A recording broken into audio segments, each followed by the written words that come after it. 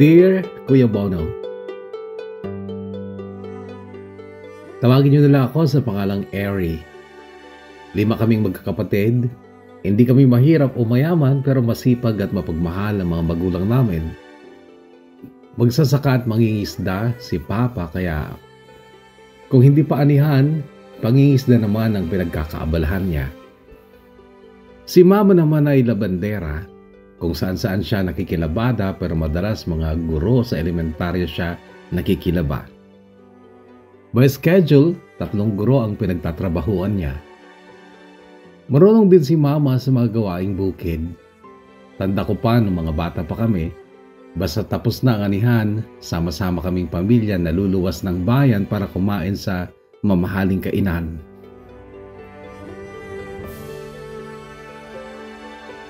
Grade 6 ako nung natuto na rin akong magka-crush, Kuya Bono. Si Sian, bakasyonista sila galing ng Maynila. Umuwi lang sila ng mama niya noon sa bahay ng tito niya kasi may inasikaso sila na papeles sa mga ari-arian nila. At dahil dayuhan, maputi at maganda ang katawan, marami ding nagkakagusto sa kanya na dalaga sa amin. Eri, umalis na sila siyan nung umaga. Bungad sa akin ni Faye. Pinsan ni Sian, kababata at kaklase ko mula kinder hanggang elementarya, pero hindi kami ganoon ka-close dahil may kanya-kanya kaming mga kaibigan. Si Samantha ang best friend ko nung elementarya kami, Kuya Bono. Iisang barangay kami pero magkaiba ng purok kaya madalas sa school lang kami nag-uusap at nagkikita. Naging close lang kami ni Faye nung nakipaglaro ako sa kanya ng rubber band o yung lastiko. Yung laro na kapag ihahagis mo tapos kung yung hinagis mo ay mapapatong sa isa, ikaw ang panalo. At dahil ako lagi ang panalo, nagpatuloy kami ng paglalaro ni Faye kahit tinawag na siyang kumain ng tatay niya. Walang uuwi hanggat hindi ubos yung mga hawak nating rubber band ha, sabi pa ni Faye. Ihagis ko na sana ang hawak kong lastiko pero nagulat kami dahil nasa likod na namin ang tatay niya at may hawak na pamalo. Ayaw niya bang tumigil sa paglalaro dyan? Kanina pa ako tawag ng tawag sa iyo, Faye. At ikaw, Eri, hindi ka ba mauuwi? Tanghali na. Sabi po kasi ni Faye, hindi po kami titigil hanggat wala pong nauubusan ng rubber band. At iyan ang kakainin nyo? Gigil niyang sagot sabay amba sa amin ng pamalo. Sa takot namin ay dali-dali naming dinampot ang mga rubber bands sa lupa. Pagkatapos nun ay tumakbo ako pa uwi pero nakabuntot pa din sa akin ang tatay ni Faye. Inikot-ikot ko pa siya sa mga bahay at mga puno hanggang sa nakarating na ako sa bahay namin pero nasa likuran ko pa rin ang tatay ni Faye. Nadatnan ko sina Mama at Papa na nagpapahinga sa ilalim ng mangga habang nakikinig ng balita sa radyo. Isinumbong ako na tatay ni Faye sa magulang ko. Pinagsabihan naman ako ni Papa pero simula noon ay naging close na kami ni Faye. Sa gabi kapag maliwanag ang buwan, naglalaro kami ng taguan, tumbang preso, patintero, luksong lubid. Lahat ng bata sa amin noon ganon ang libangan kaya masasabi kong na-enjoy ko talaga ang pagiging bata ko. At nung oras nga na yun, Kuya Bono, na sinabi sa akin ni Faye na umuwi na si Sian, nalungkot ako kasi lihim na nagka-crush ako sa kanya. Narinig kong parang okay na yata yung mga inasikaso nila ng mami niya kaya sila umalis na ng lugar namin at hindi na sila babalik pa.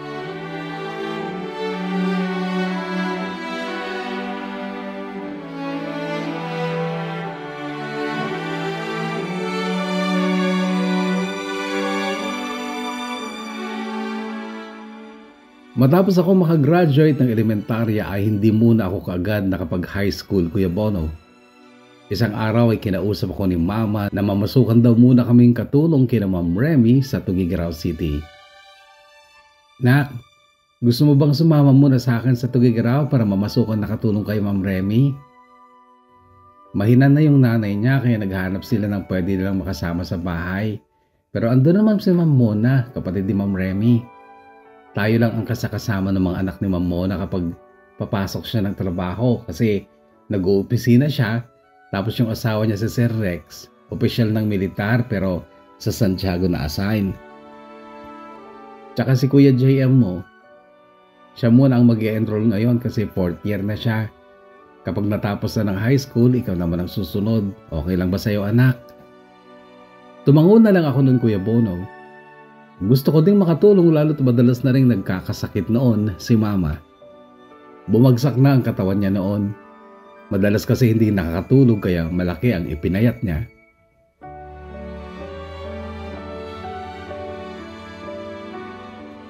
So nagtungo nga kami ng Tugigaraw, Kuya Bono. Tinulungan ko si Mama sa lahat ng gawaing bahay. Naging sobrang close din sila ni Nanay Pearl. Tinuring kaming pamilya. May 2 anak si Ate Mona, sina Chris at Jana. Mababait naman sila hanggang nung gamay ko na ang lahat ng gawaing bahay at nasanay na sa akin ng mga bata. Kinausap ako ni Ate Mona at Mama na kung pwede maiwan na ako sa kanila at uuwi na si Mama kasama si Nanay Pearl sa baryo dahil doon daw niya balak i-enjoy ang mga natitirang araw niya sa mundo kasama ang bunso niyang anak na si Ma'am Remy. Si Mama pa rin daw ang mag-aalaga kay Nanay Pearl sa amin. Pumayag ako, Kuya Bono, kasi sa susunod pa naman napasukan ako mag-enroll ng high school kaya mag-iipon muna ako hanggat nandun ako. Hanggang sa sumapit ng ang pasukan, nagpaalam na ako kay Ate Mona, nagpasalamat sa lahat-lahat. Nagbigay naman siya sa akin ng malaking halaga, sahod ko raw, at yun ang ginamit ko noon na pangbili ng uniform at school supplies at bagong sapatos. Yung sobra binigay ko kina Mama at pinambili din ng mga gamit sa school ng mga kapatid ko. Si Kuya JM naman sa pamamagitan ng girlfriend niya na si Ate Joan, nakapasok siya bilang scholar sa CCT na ngayon ay UCV na. Stay in si Kuya JM sa bahay ng isang stockholder ng UCV. Libre lahat kaya malaking tulong sa mga magulang namin kahit papano. Bilib na bilib ako sa Kuya JM ko, Kuya Bono, kasi determinado siyang makapag-aral dahil may mga pangarap siya.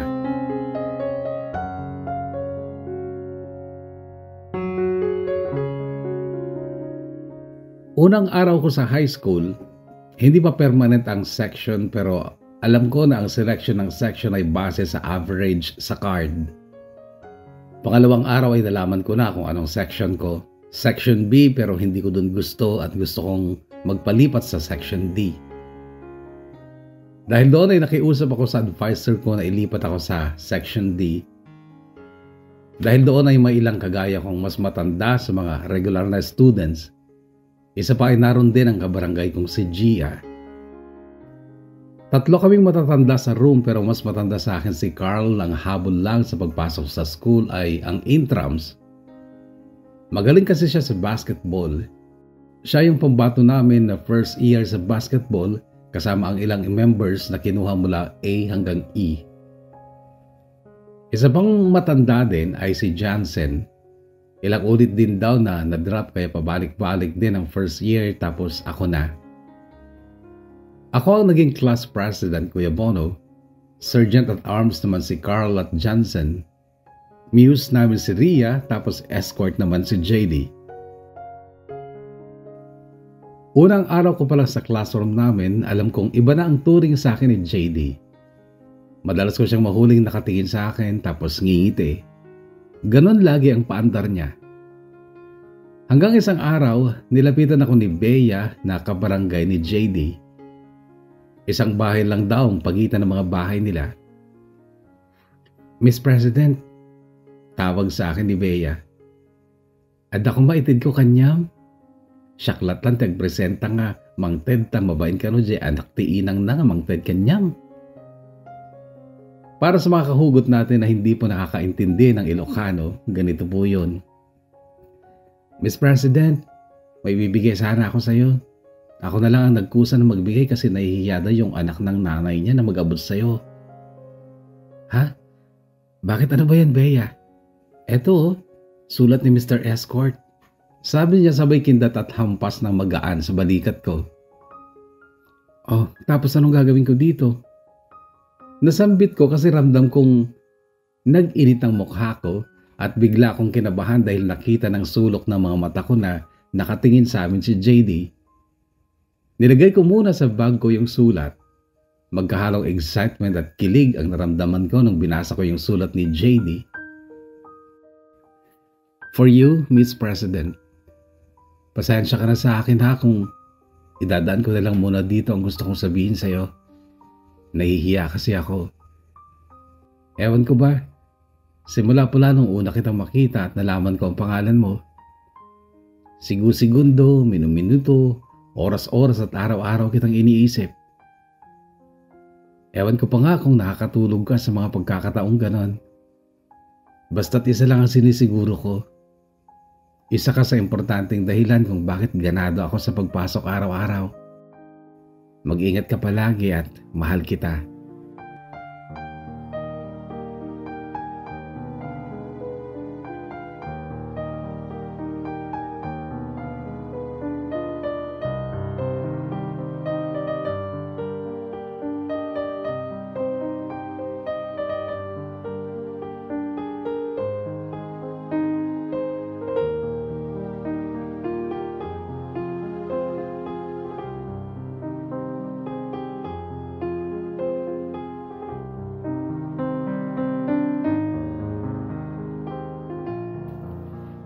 Sulat ni JD ang kauna-unahan kong natanggap at nabasa, Kuya Bono. Kaya espesyal yun sa akin.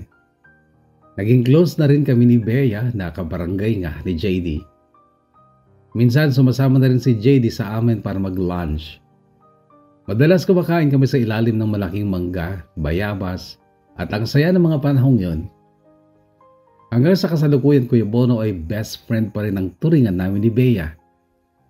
Pinahiraman ko pa siya ng pera na ginamit niya sa pag-a-apply dito din sa abroad. Ganon kami ka-close, Kuya Bono. Andun pa din yung tiwala namin sa isa't isa. Anyway, going back muna tayo nung first year kami sa high school.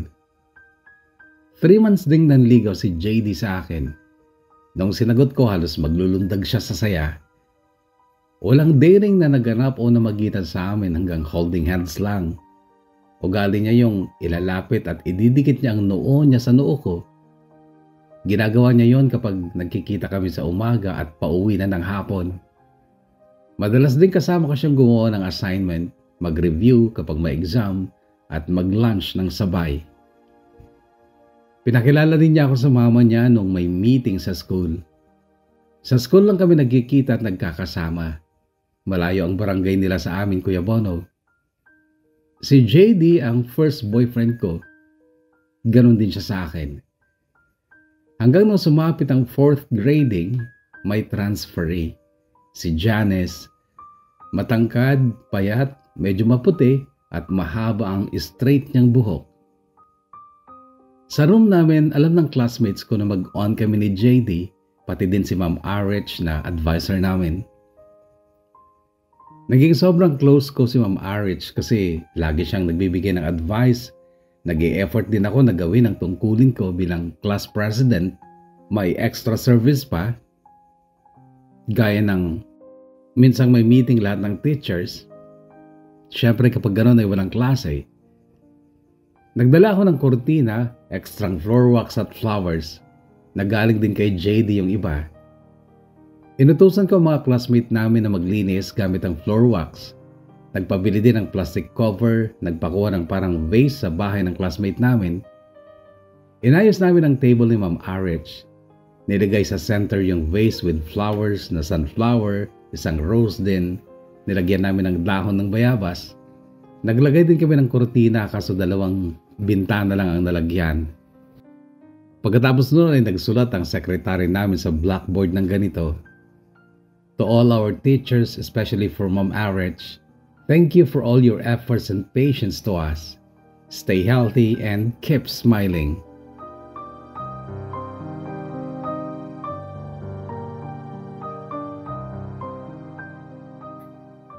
Wow! Nanibago naman ako sa setup ng room natin. Sabi ni Ma'am Arich na hindi maalis ang ngiti sa mga labi kasi nabasa niya na yung nakasulat sa blackboard. Anyway, let's clap for everyone. Great job and thank you!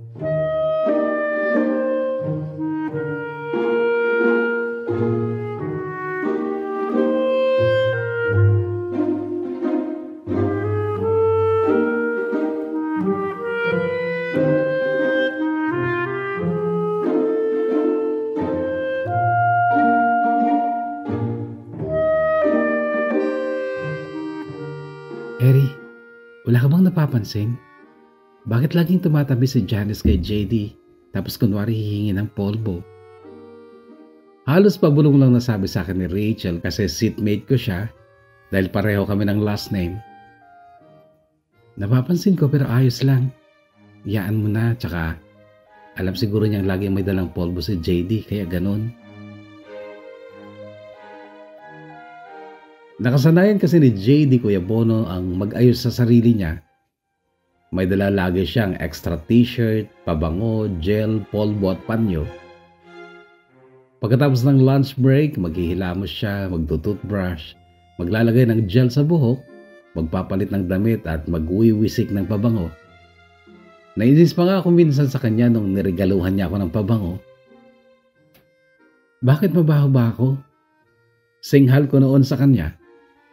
Hindi, gusto ko lang na kapag kasama kita, ganyan ang pabango mo. Para kapag naamoy ko yung scent na yan, kahit malayo ako sa'yo, sigurado kong maaalala kita. Kaya nung time na lumapit nga si Janice sa kanya, hindi ako nagduda o nagselos kasi may tiwala ako kay JD. Alam ko na ganun din si JD sa akin, Kuya Bono. Paminsan-minsan may mga natatanggap pa rin akong sulat galing sa mga higher section na madalas ay hindi ko naman binabasa. Ako pa ang nag-uutos kay JD na punitin o itapon sa basurahan. Kaya nagtaka na lang ako isang araw na hindi na lumapit sa akin si JD at lagi niyang kasama at kausap si Janice. Hindi din ako lumalapit sa kanya. Nagtagal yung ganong setup namin na parang nasanay na lang ako pero inaamin ko na nasaktan ako. Nasasaktan ako sa bawat araw na nakikita ko ang closeness nila ni Janice. O Kuya Bono, kahit matatawag na puppy love lang yun, ay talagang nagmarka yung mga sakit sa puso ko.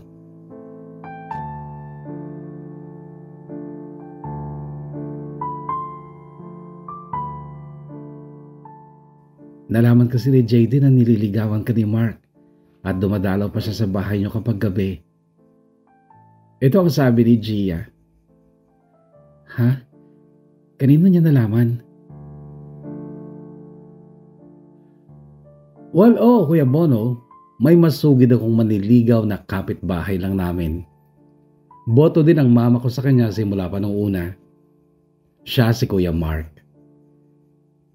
Kung ano-ano ang binibigay ni Kuya Mark madalas, gulay o isda, or kung minsan kapag nag-iigib ako sa kanila, siya ang nagbubuhat ng inigib ko pauwi ng bahay namin. Bilang respeto ng Kuya Bono, hinaharap ko siya kapag dumadalaw siya sa amin. At siya pang nagsasabi na kung may assignment ako, gawin ko lang daw sa harapan niya, ayos lang daw sa kanya. Akala talaga ng mga nakakakilala sa amin na kami ang magkakatuluyan ni Kuya Mark, Kuya Bono, kasi both parents namin ay boto sa amin. Sinabi ko sa kanya noon una pa lang na may boyfriend ako at talagang kuya lang ang turing ko sa kanya. Ayos lang, basta welcome at magandang turing mo sa akin, sapat na yon, sabi noon ni Kuya Mark. May natanggap ako na sulat isang araw, nakalapag sa table ng upuan ko, nakaipit sa notebook ko na kinuha ni JD sa bag ko. Alam kong siya ang kumuha kasi dati naman ino-open niya ang bag ko. Kung ano-ano lang pinaggagawa at sinusulat niya sa mga pages ng notebook ko, mapapangiti na lang ako kung makikita at mababasa ko ang mga paandar niya. Noong araw na yon ay ganito ang nabasa ko sa isang page ng notebook ko. Usap tayo mamayang lunch break. Hihintayin kita sa mailalim ng puno ng mangga. Kung dumating ka, maayos pa natin kung anong meron tayo. Pero kapag hindi ka dumating, ibig sabihin, tapos na tayo. P.S. XOXO. Nang ibig sabihin, Kuya Bono, ay hugs and kisses. At meron ng drawing na mata na may luha at puso na may hati sa gitna. Pero hindi ako pumunta. Kumain ako ng lunch sa loob ng classroom. Halos hindi ako lumabas ng mga oras na yon. Hapon, first period, hindi na pumasok si JD. Sa isip-isip ko noon baka andun pa siya naghihintay sa ilalim ng mangga. Pagkatapos ng first period, nagpasama ako kay Rachel na puntahan si JD sa may puno ng mangga pero wala siya doon. Kaya bumalik na kami ng classroom. Kinabukasan Kuya Bono ay hindi pa rin siya pumasok. Sinabihan lang ako ni Bea na magdadrop na raw si JD. Bakit? Fourth grading na tayo ha. Mabilis lang umusad ang araw. Second year na tayo sa susunod na pasukan. Ay ewan. Ayaw niya na pumasok eh. Pinipilit nga siya ng mama niya kaso sabi niya ayaw niya nang mag-aral.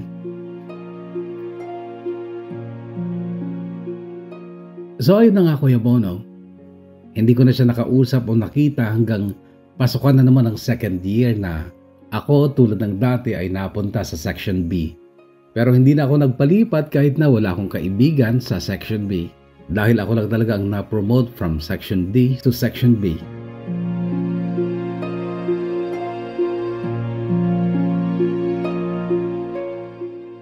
Eri, tawag sa akin ng pamilyar na boses na kahit kailan na hindi ko makakalimutan kasi naging bahagi siya ng buhay ko. Anong ginagawa mo dito? Paano ka nakapasok? Tanong ko kay JD. Pinakiusapan ko si Manong Guard. Kilala niya ako kaya pinapasok niya ako. Tumangkad at umitim siya Kuya Bono at iba na ang gupit niya, hindi na tulad ng dati na may bangs sa harap niya at may hati. Pumayat din siya ng konti pero ayos lang naman, bagay pa rin sa kanya. Naka-short, rubber shoe at white na t-shirt siya nung araw na yon. Sumama na ako sa driver ng jeep na sasakyan ng mga estudyante. Ako muna ang konduktor ngayong araw. Pumayag naman kaya nandito ako. Pwede bang tumabi sa'yo? Tanong niya at tumango lang ako. Kasalukuyan kasi ako nagre-review kasi may quiz kami pagkatapos ng lunch break. So, kumusta ka na? Halos walang nabago sa'yo ha. Hindi ka man lang tumaba o tumangkad. Sabi niya nakangiti. Pero ako parang bumalik sa alala ko yung mga pinagsamahan namin. Amoy ko din yung pabango niya at yun pa rin. Oo nga. Sagot ko na hindi tumingin sa kanya. Napansin niya ang kamay kong may tali ng panyo. Panyo na galing sa kanya. O anong nangyari sa kamay mo? May bali ka ba? May pag-aalala sa tinig niya. Unang pagkakataon na pinunasan niya ang pawis ko is yung time na nasali kami sa A1 Child. May activity sa school, contest, first year, Section A to Section E. Rarampa na naka-uniform, magpapakilala, pipili na lang ang judges kung sino mananalo at yun ang tatanghaling A1 Child. Siyempre ang nag-train sa amin na maglakad at mag-pose ay si Ma'am Average. Na-advisor namin at dahil alam niya na may relasyon kami ni JD ay ayos lang sa kanya na pinupunasan ni JD ako ng pawis. Kumbaga hindi kami awkward sa harapan niya. At yung panyong ginamit ni JD noon na pampunas ng pawis ko ay hindi ko na ibinalik sa kanya. Kaya simula nung hindi ko na siya kasama, winiwisikan ko ng pabango ang panyong yon. Tapos tinutupi ko ng 3 din. Dan ipapalupot ko sa kamay ko dito sa may pulso. Hanggang sa nakasanayan ko na yung ganong style at nung araw nga na yon na bigla siyang nagpakita, napansin niya ito. Wala, accessories lang. Pagdadahilan ko na lang. Kasi minsan yung teacher namin sa social, ayaw niya yung may mga abubot ka sa katawan tulad ng hikaw, relo, tsaka bracelet. Kaya sabi ko kay JD ay naisipan ko lang gawing accessories ang panyo. Pero habang nagkukwento ako sa kanya ay hindi ako nakatingin sa mukha niya. Di ba akin yan? Sabi niya patungkol sa panyo. Tumingin ako sa kanya at patuloy na nagsalita. Kaya lang ay natinag ako sa sumunod niyang sinabi. Ba't hindi ka pumunta nun sa meeting place natin? Nabasa mo ba yung sulat ko? Oo, nabasa ko. Nagpunta din kami kaso wala ka na. At saka, ba't hindi ka na pumasok? Nahihiya na kasi ako. Kasi laging mababa yung nakukuha ko sa quizzes natin. Tapos, hindi na rin tayo madalas nag-uusap. Hindi na tayo nagpapansinan. At di na tayo nagre-review ng sabay. Ikaw ang unang umiwas sa akin, JD. Alam mo ba kung gaano kahirap ang pinagdaanan ko kapag lagi kayo naghahabulan, naghaharutan at nag-uusap ni Janice sa harapan ko? Sabi ko at hindi ko napigilan ang pagtulo ng luha ko. Nagtataka pa nga ako kasi may mga nagagawa ka kay Janice na hindi mo nagagawa sa akin nung tayo pa. Pero bakit hindi ko nakikita noon sa iyo na apektado ka? Kasi ganun pa rin yung routine mo. Nakakapag-aral ka pa rin ng matino. Nakaka-perfect ng quizzes. Mataas sa exams. Magkapatid talaga kayo ni JM. Kilala mo ang kuya ko? Tanong ko sa kanya sa pagkakapanggit niya ng pangalan ni kuya. Oo. Minsan na kami nagpunta sa bahay niyo. Yung gusto ng barangay niyo. Nakita namin yung nakadisplay na picture niyo na magkakapatid. May picture ka nung bata ka. Nakabistida ka ng puti. Kasama mo yung lolo mo. Si tita ang nagsabi nun. Sabi niya patungkol kay mama. Oo, tanda ko pa yung picture na yon. Nasa bintana ako, nakadungaw samantalang si lolo na tatay ni papa nasa baba.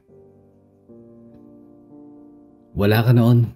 Nasa Tugigaraw ka, sabi ng mama mo. Nagtatrabaho ka raw doon para makaipon, pang-enroll. Noon pa lang, Eri, humanga na ako sa'yo. Magkaibigan kasi ang ate ko at kuya mo.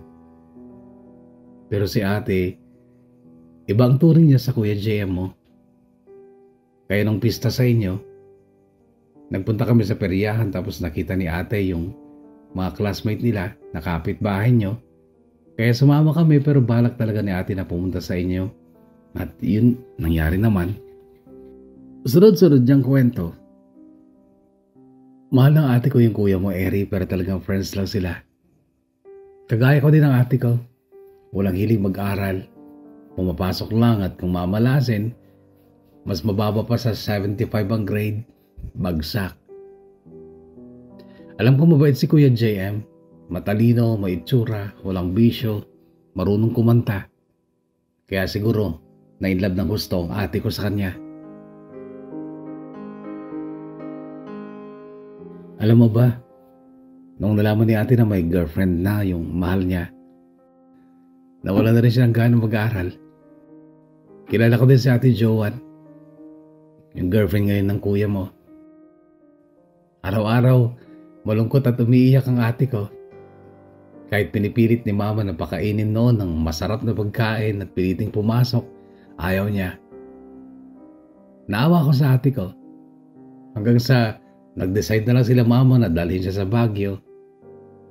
Sa tita namin doon, kahit ayaw ni ate, pinag-alaga na lang siya ng mga pinsan naming maliliit doon. Alam mo ba, first time na lumayo si ate sa amin. 3 lang kami magkakapatid tapos ako lang ang lalaki. Alam kong malungkot din si mama sa naging desisyon nila pero para siguro sa kaibubuti na ate, kaya pinapunta na lang siya sa Baguio. Kuya Bono, tama yung mga sinabi ni JD tungkol sa Kuya JM ko. Talagang halos perfect na anak ang tingin ng mga magulang namin sa kanya. Consistent with honor mula elementary to high school. Aral lang siya ng aral tsaka lang nagka-girlfriend pagka-graduate ng high school. At yun nga si Ate Joanne na kilala din pala ni JD. Sa St. Paul nag-aral si Ate Joanne ng high school. Nagkakilala lang sila ni Kuya nung minsang may event sa school nila at ayun nga, naging sila na.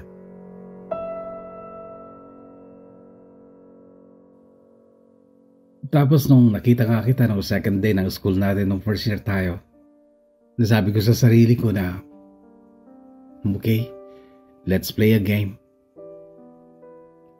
So plinano mong ligawan ako?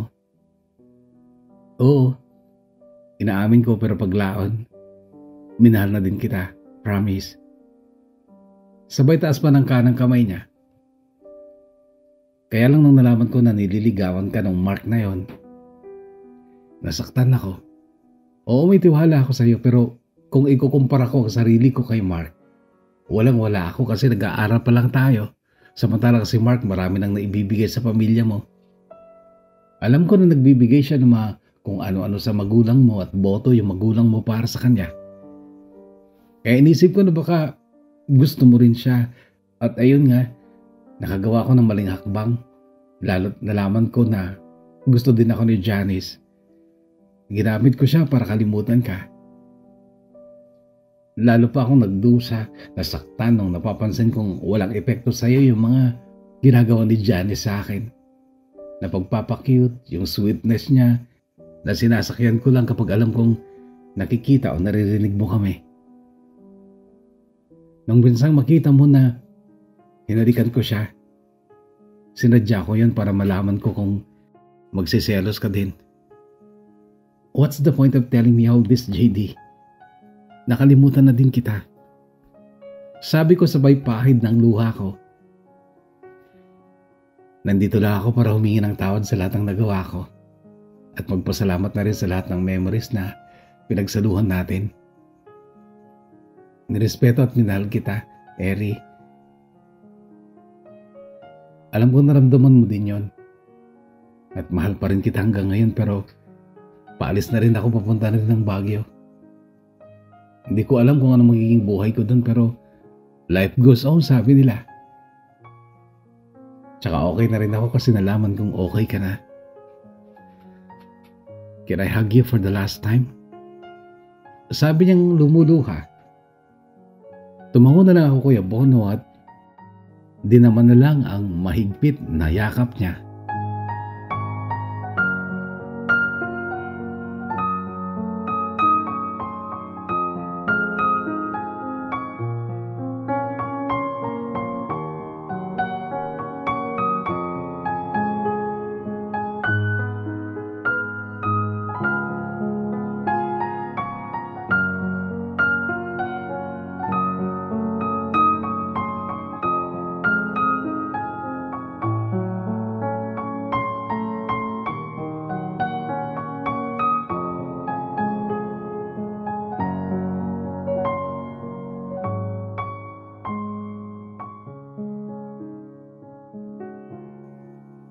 Yun na ang huling pagkikita namin ni JD.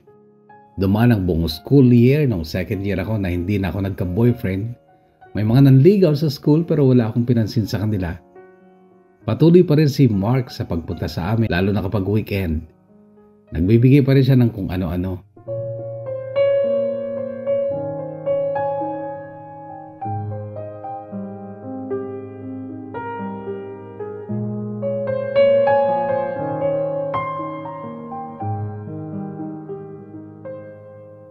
Anak, namasyal pala dito sa bahay si Joanne kasama si kuya mo tapos nabanggit niya sa akin na kung gusto mo raw, pag-aaralin ka daw nila.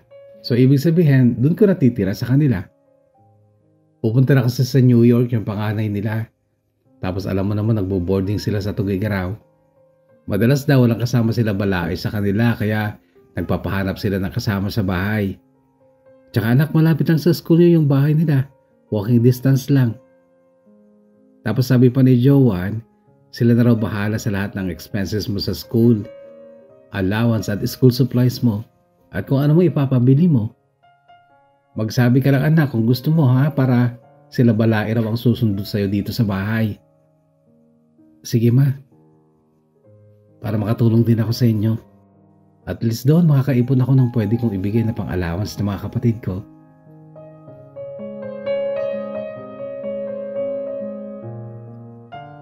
Lumipat ka ako sa bahay ni Tita Ann, nanay ni Ate Joanne.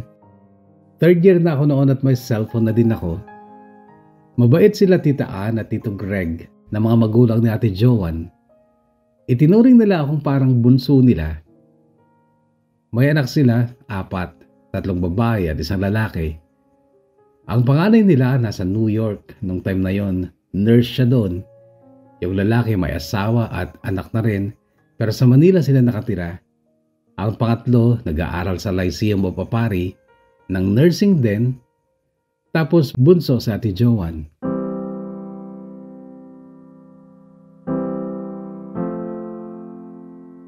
Nak, nagtimpla ko ng gatas mo. Tapos nailagay ko na rin yung baon mo sa lunchbox mo.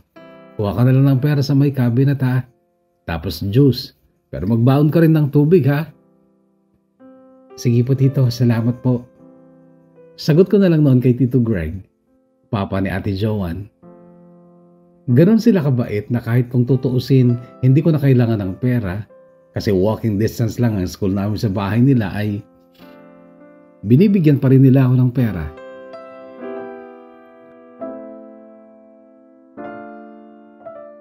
Eri, mag-ipon ka para kapag uuwi ka sa inyo, may maiaabot ka sa mama mo. Sabi din minsan sa akin ni Tita Ann. At kapag umuwi nga ako sa amin Kuya Bono ay nagbibigay pa sila ng bigas at grocery. Sobrang thankful si na mama sa kanila.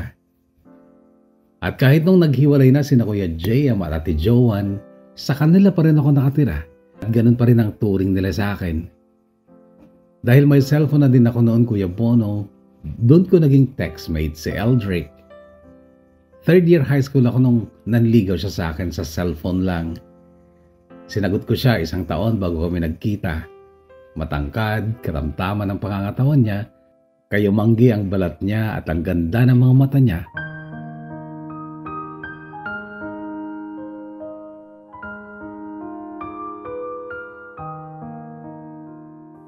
Pareho kami ni Eldrick na open sa mga parents namin. Hindi kami magkalugar. Taga-Amulong ako samantalang taga-Baggaw siya. Nagtapos ako ng high school kami pa rin ni Eldrick hanggang sa nag-working student din ako sa UCV. Kasama ko sa bahay ang kuya ko at isa pang pinsan namin. 2-year course lang ang kinuha ko Kuya Bono, Computer Hardware Servicing NC2. 18 years old ako nung unang may mangyari sa amin ni Eldrick. Anniversary namin yon, kumain kami sa labas at namasyal. Nung una niyang pagtatangka na kunin ang pagkababae ko, hindi ako pumayag pero nagpaubaya naman ako ng halik sa labi.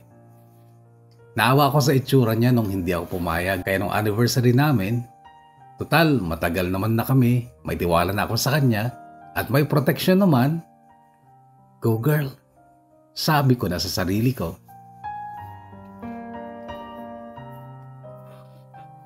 Nakakahiya mga aminin pero ako ang nag-insist na gawin namin yon. Nung una nakita ko yung pagtataka sa itsura ni Eldrick. Pero nung kalaunan, sabay na kaming nag-enjoy kahit mapdi sa una, pero langit ang bagsak namin. Naulit-ulit pa ang tagpong yun sa pagitan namin ni Eldrick. Lumuwas kami sa Manila kasama ng pinsan ko nung nagtapos na ako ng college. Nagtrabaho kami sa isang factory sa Valenzuela. Isang araw ay tumawag sa akin ang bunso kong kapatid. Ate, pwede ka bang umuwi muna? Wala pa akong ipon, tsaka 2 buwan pala ako dito. Bakit? Hindi pa ba gumagaling si mama? Nagtataka at nag-aalala lang tanong ko sa bunso namin. Wala na si mama ate.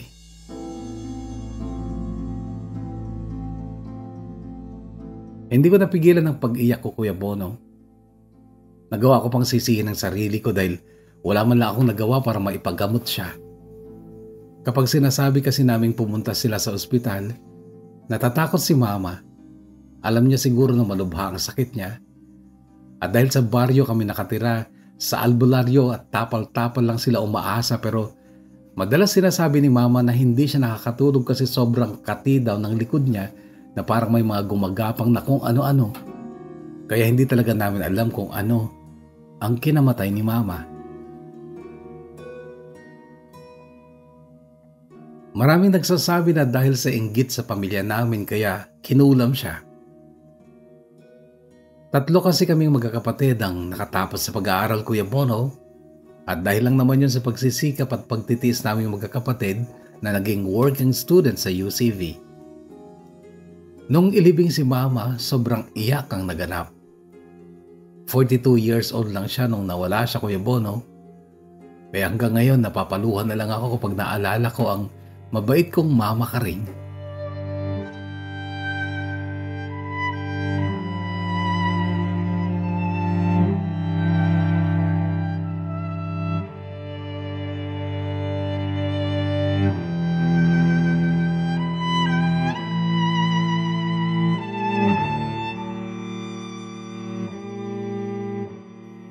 Kung nasaan ka man ngayon, Mama, sana proud at masaya ka sa aming mga anak mo. Sayang lang talaga dahil ang bilis mong nawala dito sa mundo. Naalala ko pa dati kapag nagkukwentuhan tayo, lagi mong sinasabi na gusto mong alagaan magiging apo mo sa amin habang nagtatrabaho kami. Na kapag naggagatas sila sa bote, gusto mo ganun ka rin. Na ibibili din namin ng gatas para masabayan mo ang apo mo. Pero kahit ganun, Mama, umasa ka magtutulungan at magdadamayan kami magkakapatid. Anumang mangyari na tulad ng huling habilin mo sa amin. Tutuparin ko lahat ng kahilingan mo, Mama. At sana maging proud ka sa amin. Mahal na mahal ka namin.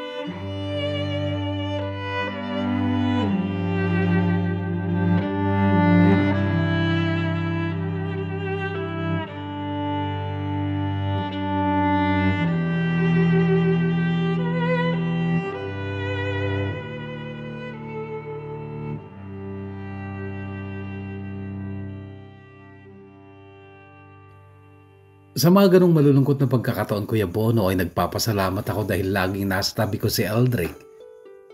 Ang sabi pa niya noon, ganyan talaga ang buhay, Labs. Hiram lang natin kung anumang meron tayo ngayon. Tsaka mas maganda na rin ngayon kasi hindi na nakakaranas ng anumang sakit si Mama sa piling ng ating Panginoon.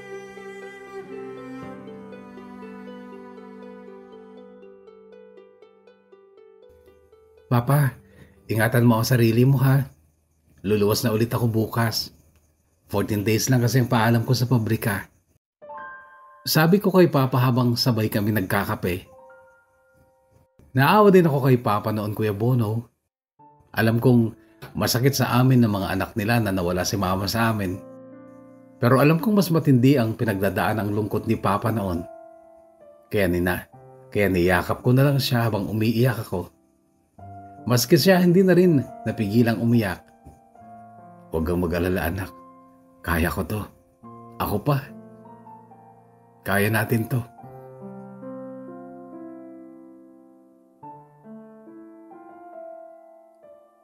Bumalik ako sa Manila, Kuya Bono.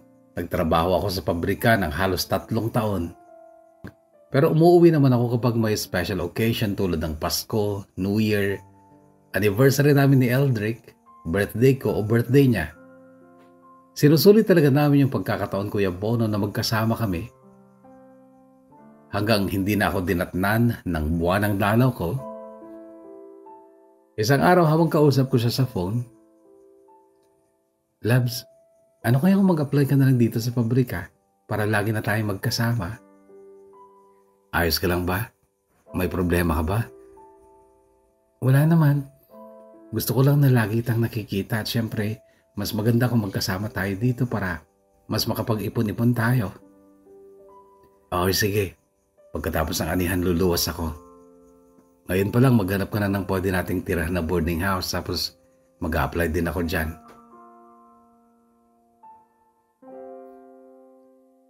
Noon, Kuya Bono, ay 3 months na ang tiyan ko. Tsaka ako palang sinabi sa kanya na buntis ako nung nakaluwas na siya. Nabigla siya nung una. At ang sabi niya, kaya pala ini-insist mo na dito na lang ako magtrabaho. Tsaka bakit ngayon mo lang sinabi sa akin? Sana ikaw na lang umuwi sa atin para maalagaan kita. Sabi niya sabay halik sa noo ko. Hindi ka ba nagtatampo kasi ngayon mo lang nalaman? Hindi Tsaka okay na rin kapag magka-baby tayo, Loves. 6 years na tayo magkarelasyon. Para mag-asawa na nga tayo. Kasal na lang ang kulang. Oo, pero wala sa plano natin to, di ba? Dapat magpapatayo muna tayo ng bahay natin tapos magpapakasal bago magka-baby. Loves, blessing sa atin yan. Tsaka huwag mong problemahin ang bahay. Doon mo tayo titira sa amin. Total, ka-vibes mo naman ng mga kapatid ko, pati si tatay.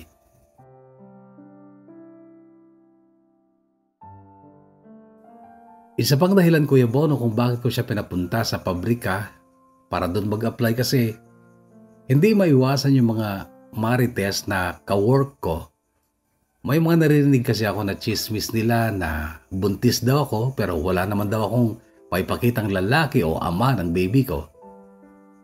At nung nag-start na nga ng trabaho si Eldrick sa pabrika, naaawa ako kasi nahihirapan siya. Gigising kami ng 4 a.m., uuwi ng 8 p.m. At alam kong ginagawa niya din lahat para makapag-adjust.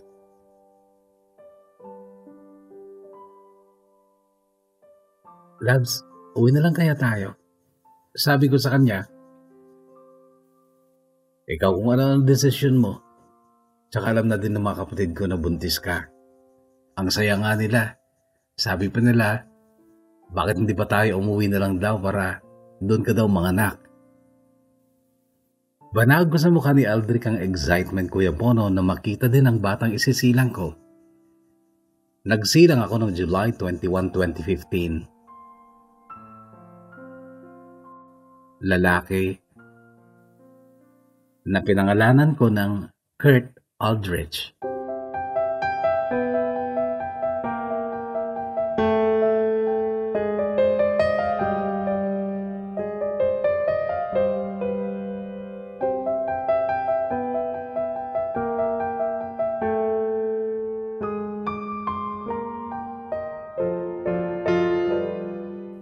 Eri anak, wala ka bang napapansin sa baby mo?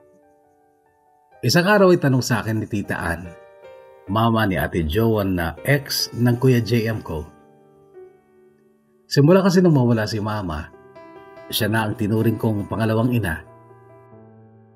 Nagkataon kasi na namasyal kami ng baby ko sa bahay nila nung araw na yon. Bakit tita?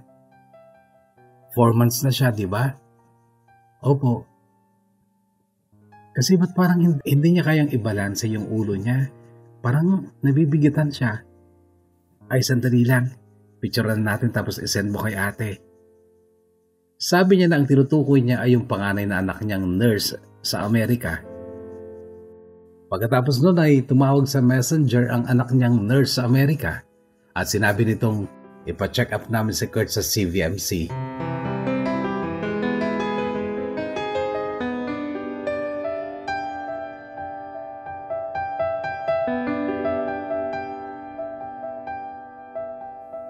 Kinabukasan nga Kuya Bono ay nagbiyahe kami at ganun nga ang nangyari.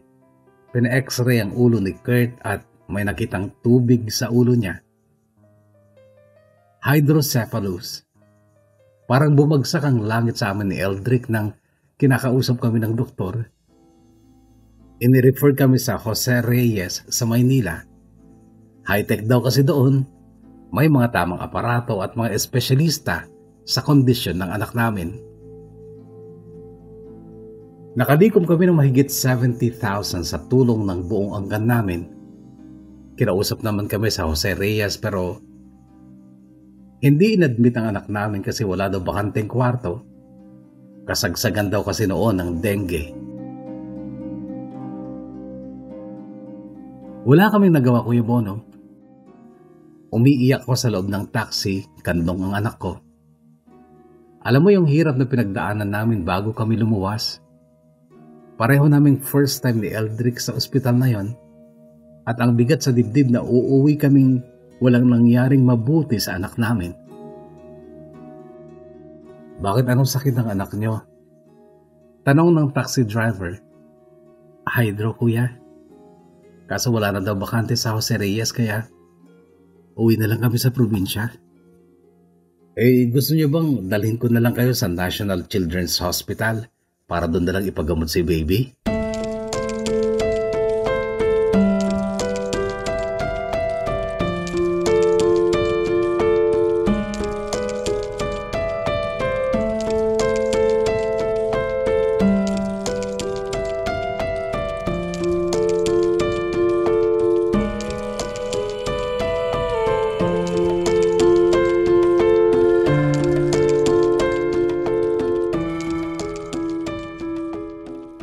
Na-admit si Kurt sa NCH, Kuya Bono, o National Children's Hospital. Mister, hindi kailangan lagyan ng shunt si Kurt. I-drain lang natin yung fluid sa ulo niya. Pero kailangan niya ng antibiotics para sa operasyon niya. Kailangan nating kalbuhin ang buhok niya para walang sagabal sa paglalagay ng dextrose for draining, sabi ng doktor. Genetic disease or malamang nung nasa tiyan mo pa lang si baby, nagka-infection na. Dagdag pa niya. Sinisi ko ang sarili ko, Kuya Bono, kasi nung nagtatrabaho pa ako sa pabrika, hindi sakto ang kain ko. Maghapon pa talaga akong pagod, gigising ng 4 a.m., maliligo, tapos uuwi kami 8 p.m., maliligo ulit. Nakapagpa-check up ko sa private pa nga, pero tsaka lang kasi ako tumigil sa pagtatrabaho sa pabrika at umuwi ng probinsya nung 7 months na ang tiyan ko. Dahil sa mga sinabi ng doktor, araw-araw akong umiiyak, lalo na't nahihirapan si Kurt araw-araw sa ospital. Lagi kasing pumuputok ang ugat na daluyan ng dextrose, kaya kapag ganun, kung saan-saan sila tumutusok sa katawan niya para makahanap ng ugat kasi nag-antibiotic siya. Tumagal kami ng 3 months sa NCH. Kapag isasalang na siya sa operasyon, may infection siya o mababa ang blood sugar niya. Okay lang yan, Labs. Kaya natin to. Basta magkasama tayo. Tsaka huwag mo sisisihin ang sarili mo. Kasi hindi mo naman gusto magkasakit si baby. Magdasal na lang tayo na sana maging okay din siya kapag nawala na ang tubig sa ulo niya. Sabi ni Eldrick habang hawak kamay kaming nasa harap ng crib ni Kurt. Mrs., bata pa kayo ni Mister. Kung hindi man para sa inyo si baby, sigurado ako magkaka-baby pa rin kayo ulit. Part ng buhay natin ang mga pagsubok. Hindi tayo bibigyan ng nasa taas ng mga bagay o sitwasyon na alam niyang hindi natin kaya. Sabi ng nurse na naka-duty ng oras na yon. Hindi kasi ako natutulog, Kuya Bono. Binabantayan ko lang si Kurt kasi natatakot ako na baka isang iglap, mawawala na lang siya sa amin.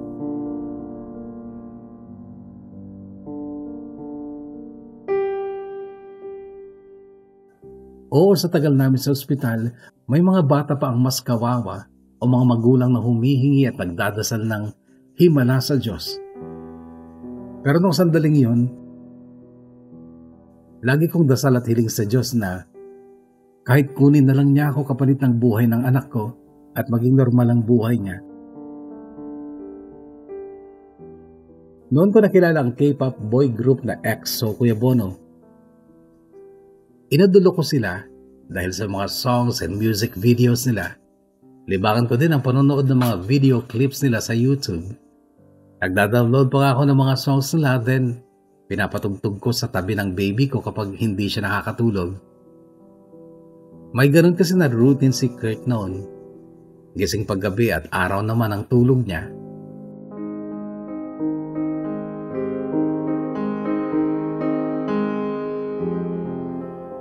May 20, 2017, tuluyan nang namaalam sa amin si Baby Kurt dahil nagka-impeksyon sa kanyang dugo. Hindi ko alam kung talagang malas lang ang petsang 20 sa buhay ko. Namatay si Mama August 20, namatay din ang nanay ni Eldrick July 20, at si Tito Greg na nagpaaral sa akin, sobrang bait at itinuring akong anak, namatay din ang November 20. Halos mabaliw ako sa sobrang lungkot at sakit na naramdaman ko nung nawala yung baby ko. Kapag nawalan ng magulang, ang tawag nila na ulila. Kapag nawalan ng asawa, biyudo o biyuda. Pero paano at anong tawag naman nila sa magulang na nawalan ng anak?